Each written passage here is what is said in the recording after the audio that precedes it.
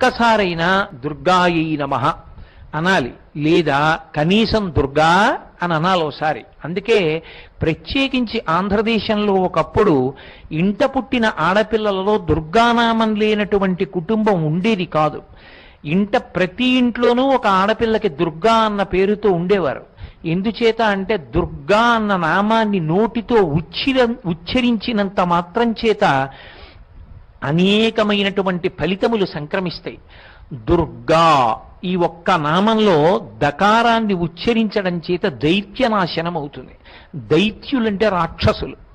ఆ రాక్షసులు నశించినటువంటి కారణం చేత మనసులలో ఉద్రేకమైనటువంటి భావనలు, సమాజాన్ని పాడు చెయ్యాలి, సమాజాన్ని వక్రగతిలోకి తీసుకెళ్లాలనేటటువంటి ప్రబోధాలు ఉండవు.